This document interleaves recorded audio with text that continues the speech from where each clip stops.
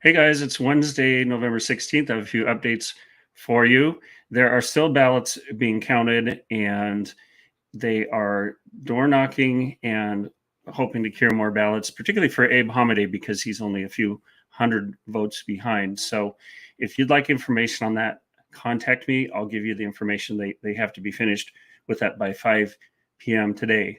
I want to tell you, though, I support all of these strategies, but fundamentally, my position and the position of those I work with is that this election is invalid, that it was done improperly, that there was a conflict of interest in the first place, having the Secretary of State run it, and that there was voter interference and other issues, and I think fraud. So, one option that's being floated is a recount. But first, I want to tell you, I did find a place where you can record your election complaints, file your election complaints. You can document with an affidavit if you feel you've had a corrupted voting experience. So go to saveaznow.com. We were going to make a page of our own, but I think that you can just use this page now. Although feel free to continue messaging us your information. Now, as far as a recount goes, I want to tell you this isn't a partisan thing. And I want to bring up a recent news item here. So, a recount in the New Hampshire House, where a Republican had supposedly won by 23 votes, they had a hand recount, and the Democratic challenger ended up winning by one vote. One vote. So, this isn't necessarily always in favor of Republicans, but we absolutely have to start with a hand recount here in Arizona and possibly a new election. But I think, and those two are options, but I'm focused on other things as well. One is, I think I can tell you that I have an Epic Times reporting team that's working with me and investigating the whole situation, fact finding. So if you have some good information, send that to me and I'll get that to the team. But also, I on my own, this is separate from the Epic Times, but through FreedomTalk, I'm getting together some events, some ways to fight. And look, I want to tell you something.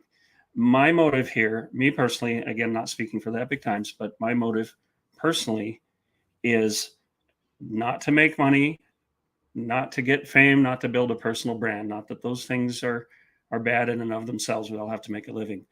My number one driving motive is to save our country, to save our state, and to protect my community. That is the driving motivation. And I cannot appreciate people right now who have a defeatist attitude, who are saying, oh, well, let's wait till the next cycle, or what can we do? Or they stole the election and got away with it. Nope. Nope. Draw the line right here. Stand firm, plant your feet like the roots of a tree and say, absolutely not. Because if we keep stringing this forward, it's just going to keep happening. So for me, this is the point where it stops. And all those of you who are watching, who are action oriented, who are going to be able to have that courage and tenacity to say, no, this isn't going to happen in my state. Not now, not ever. Hold the line, stand with us. I'll give you more details soon, but we do have some tools, and I have more than I've talked about now. I'm going to be unveiling some other tools as we speak. So stay courageous. Don't think that we can't win this. Don't worry when people are mocking you or sending nasty grams, or you're getting the trolls. Look, I've gotten that for 3 years. Those people don't matter. What we're doing is, look, I hope these candidates won't concede, that they'll see through this process. But whether or not they concede, we have to fight the corruption in our state. We have to fight for fair and transparent elections. And I don't care what anybody who ran the election says. We can't take their word for it. We are going to investigate. I have some tools for that. I have connections. Let's go. Let's do this.